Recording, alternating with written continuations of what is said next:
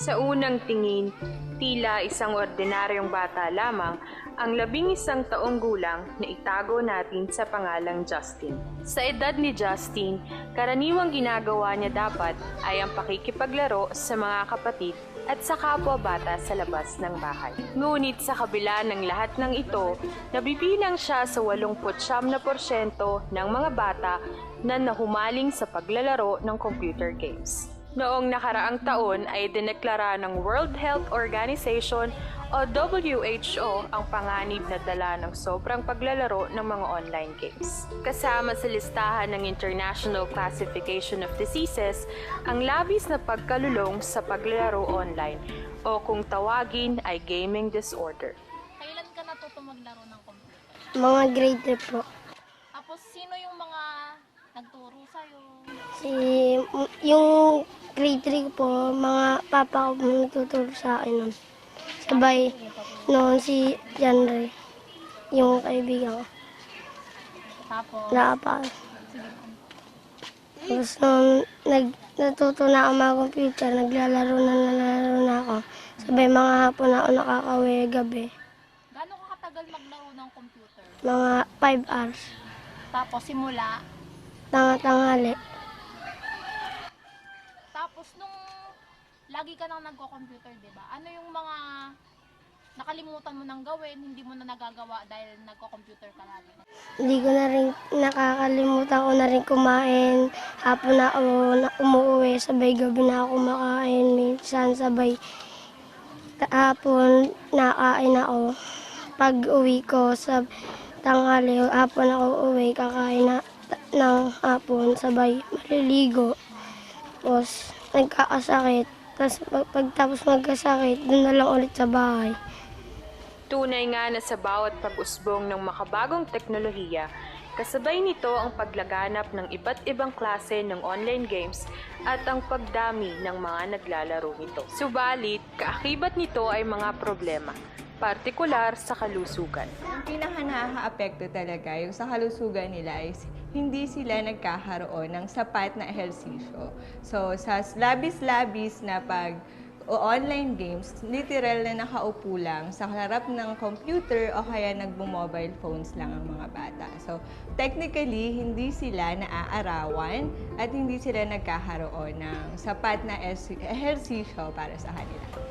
So, karamihan sa mga bata, kapag nasa online game is nag-i-snacks na lang yung kadalasan dyan. So, ang maaaring gawin ng mga magulang is maghanda ng pagkain na hindi agad makikita ng mga bata na may gulay. So, halimbawa dito is gumawa ng mga lumpia na sagana sa gulay sa laman at pagkatapos, pwede yung ibigay sa mga bata.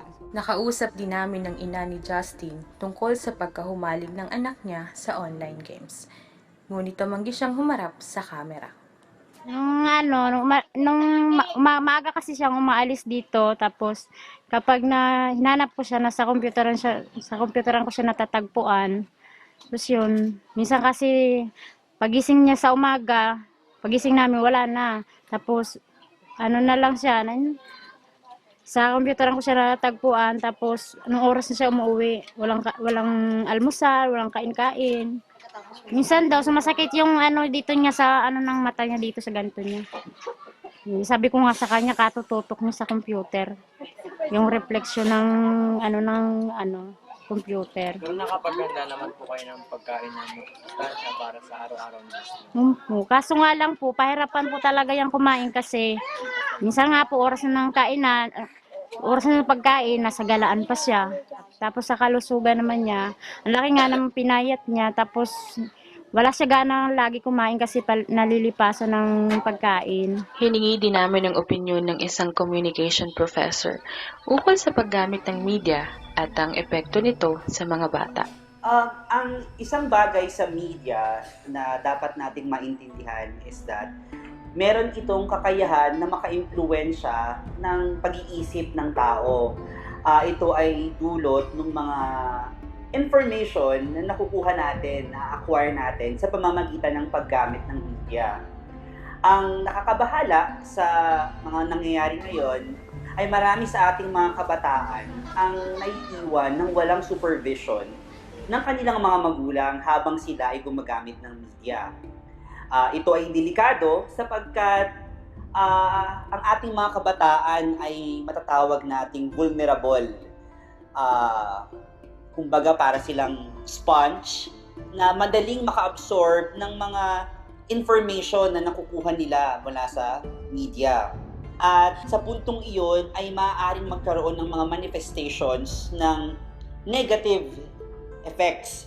Isang bagay na dito ay yung may kinalaman sa kanilang kalusugan. So maraming kabataan, napapabayaan nila yung kanilang sarili dahil sa sobrang pagkahook nila dito sa mga media na kanilang ginagamit, katulad na lamang nitong mga online games na tinatawag natin.